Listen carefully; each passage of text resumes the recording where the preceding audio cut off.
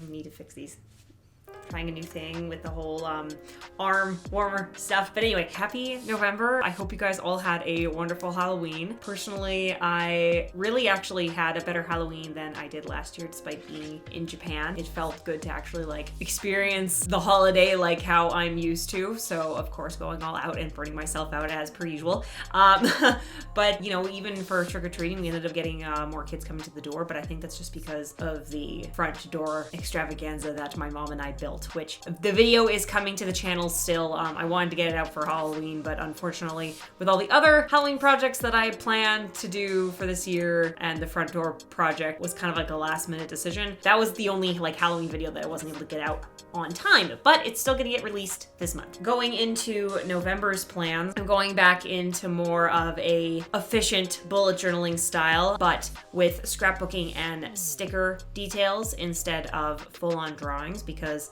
October really burnt me out from drawing, not gonna lie, and I feel like I did all my bucket list drawings for a while, so not sure when I'll do intense drawing setups again, but I want to shift into using all the stickers from Japan. So that's why this month we are going to be doing another Winter Wonderland theme. I know it seems a little bit early for that, but I live in Canada and literally like a week before Halloween, we got a huge amount of snow.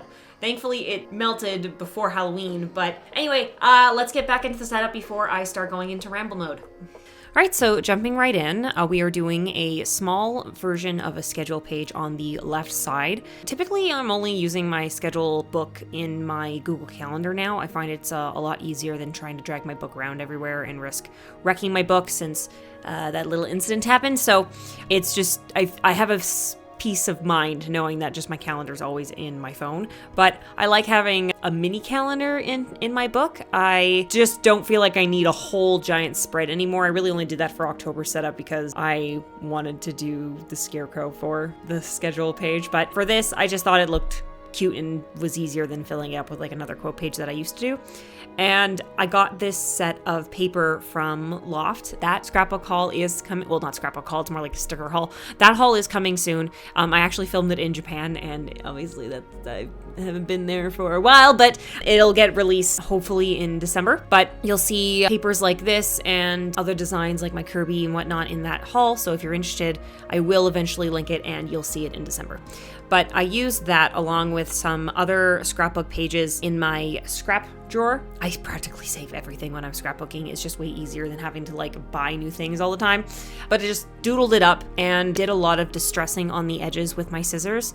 I really like the look of distressed edges, especially for the winter theme, because it just kind of gives off this aura of like fluffy softness. And obviously when you have new fallen snow, that's just the vibe. And use some more of these adorable washi tape stickers in different styles of seals. I used a little bit of that on my new bullet journal setup, but I have so many stickers left on that sticker sheet that I was like, we're gonna use up the majority of them for this setup.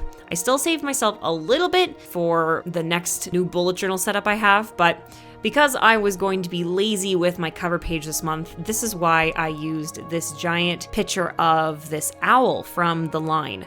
Now, that was my original plan, but when I put it onto the paper after making the schedule page side, I realized that the blues on this particular photo didn't quite match the blues that I used on the left side, and it just didn't flow very nicely. So by accident, I ended up discovering that the second side, which because of that back side, it was more on the gray side than like the dark blues. That's why I ultimately ended up using that side.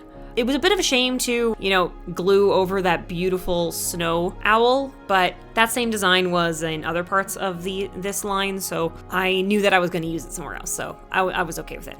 I ultimately decided on the fox one though because I thought it stood out the most compared to using the other white themed animals. I thought that there was enough white themed animal using all of the seal stickers. So I just played around, I just played around with the scrapbook papers that I had and just did the whole tearing up thing. It's a mixed media style of scrapbooking, and when I first learned how to scrapbook, I really leaned towards that look. I felt like it was a lot softer, less harsh, easier to throw things together, especially when you're first starting, because the less perfect it is, the better it looks. And as a beginner, I really gravitated towards that before I started getting into my perfectionist vibe. But yeah, I just played around with it. And when you are starting to scrapbook, don't make the same mistake I did. Always play around with the stuff before gluing anything permanently down, because there's been a lot of times where, like, especially when I was doing my cards, that I'd get too glue happy, and when you're gluing with Fabri-Tac, it's permanently on. Like, you're not going to be able to pull that sucker off like you could with other glue.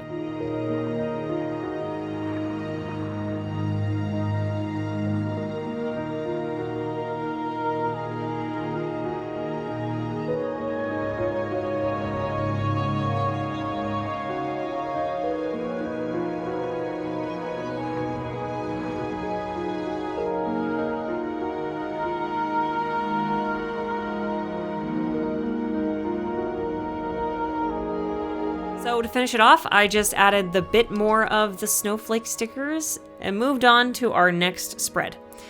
Now, as I said in my intro, November for my mom and I is preparation for Christmas mode. For a lot of people, like, December's usually set for that, but I find that there's so much more to prep for Christmas in general than like any other holiday. For me, like, Halloween kind of rivals it now, because now I use September to prep for October, being a cosplayer and all, but for the longest time, it was really just Christmas that needed 2 months. I still try to do, like, true Christmas decorating specifically after Remembrance Day, but prepping for the whole holiday so that I can enjoy, like, actual Christmas activities in December is a big goal of mine, especially for the past few years.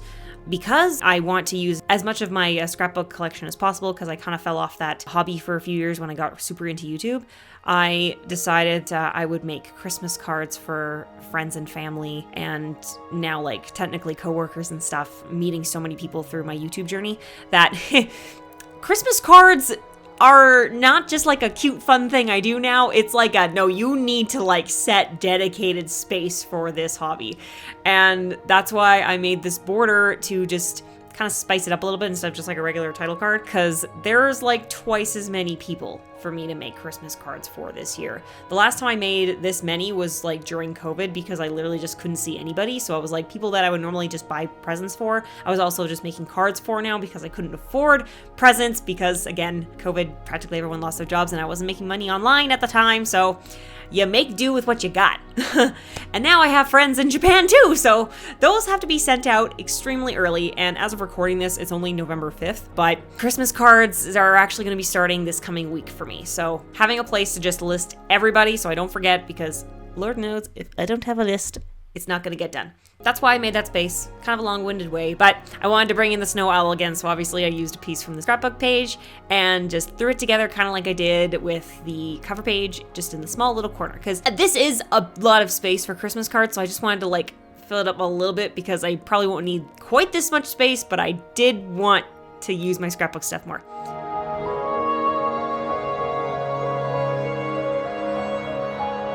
Anyway, moving on, we are now on our weekly spreads page. I know it seems a little bit weird, because usually I have like a habit tracker and content list page set, but because now it's like mostly Christmas / videos that I'm doing, I'm not really like producing anything new like I did the past couple months.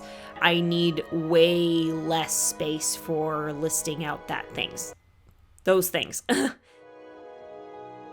When you're using your books, especially closer to the middle of the book like I am already, because of how the pages are sewn together, it might be like slightly different when you're opening them. But overall, like, that taping them together and then cutting them works way better than trying your best to just make it all together. But as you can see, like, it goes the edge a little bit, but it's only on like one page just because of how the pages are sewn in.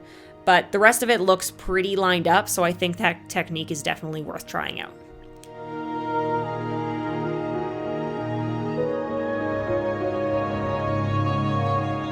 Like, overthought this a lot. I got this design originally from Journal Away, but tweaked it a little bit to suit my needs more. So that's why I just focused on making this just a Dutch store weekly spreads page, but then like on the sides there to make those the spaces that she used for her reflections, but I would use them to list out videos and to-do list stuff that I wasn't able to accomplish during October and September. Like, kind of gross, but like I literally haven't even been able to like deep clean my room for the past 2 months because I was so busy making content. But as of this week, I have gotten a few jobs. It's not just like one full-time job like I did before. That's going to drain the living soul out of me, but it's a couple of odd jobs / one part-time job at the mall that might turn into something a little more career-oriented. We'll see if that pans out. It would be the closest thing to what I want my career to be, aside from like my own YouTube channel, which would be a freaking godsend and a door opening. But I should hopefully find out by either mid-December or the end of December, whenever this position that I actually got hired for is done, because it's a temporary position. So we'll see. I'll let you guys know in December how that's panning out, if you guys care.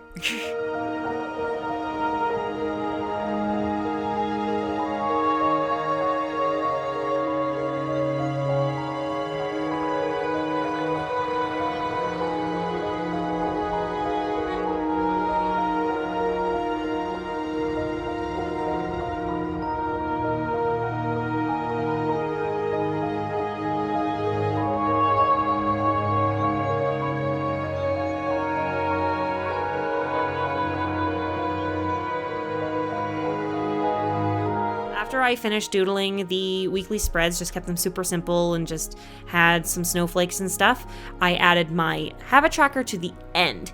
Now, looking at it, it's kind of slightly annoying to have to flip and like hold all the papers together to flip to the back to do habit trackers. It's not like super annoying. It's only been a couple of days of me using this, but who knows if I will get annoyed with that by the end of this month. So you guys know how I felt about that at the beginning of December's setup, just to report back, but I think it'll work okay.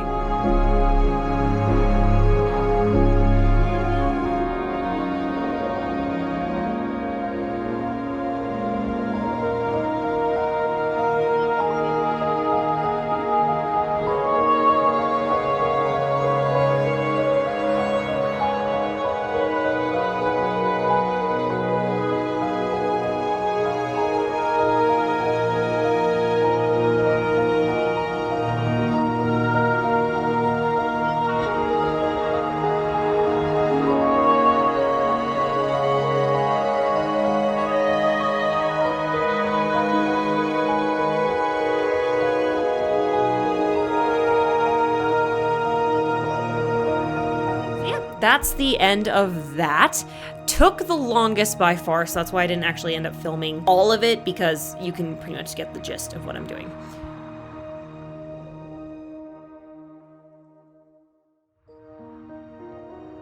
Moving on to our very last spread, of course we have to bring in the brain dump.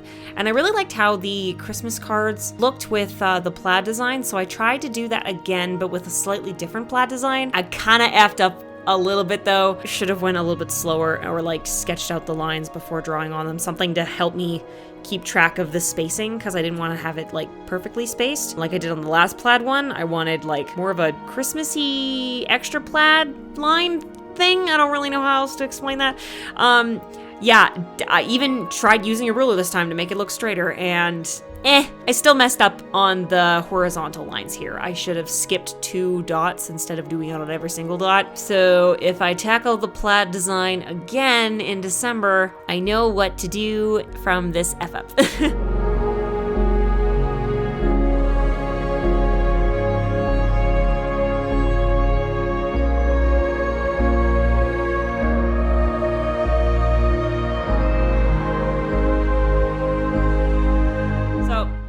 Did the same thing as I did with the Christmas cards, added this border, but later realized that the back page of it looked better with the colors that I used for the plaid, so that's why I flipped it last minute.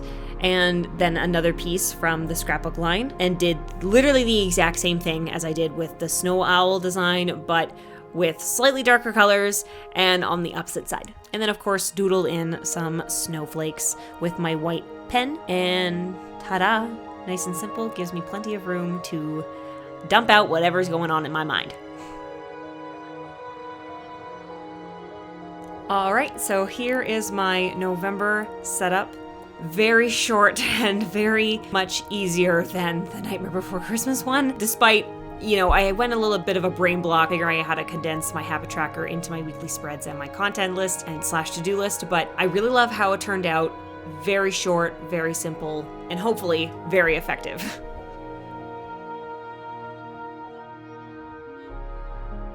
All right, another setup done, another easy scrapbooky setup done. I hope you guys enjoyed today's video, and if you're new here, please subscribe, because especially this month there is going to be a crap ton of content surrounding bullet journaling. I actually finished filming my 28th and 29th year bullet journal flip throughs yesterday. So those are going to be uploaded this month as well. Front porch Halloween vlog, even though it's late, will be uploaded this month as well. Did I say as well too much? I don't actually know. Basically, there's a lot of content, flip throughs and the front porch vlog, and obviously the December setup will be at the very end of the month, and hopefully these nails will be off, because Halloween nails aren't exactly the vibe for Christmas. So yeah, I hope you guys liked the video. I will see you guys next week for either the front porch vlog or the flip through. I haven't decided which one's going to be done first, most likely a flip through, but I will see you guys next Scrappy Wednesday. Bye!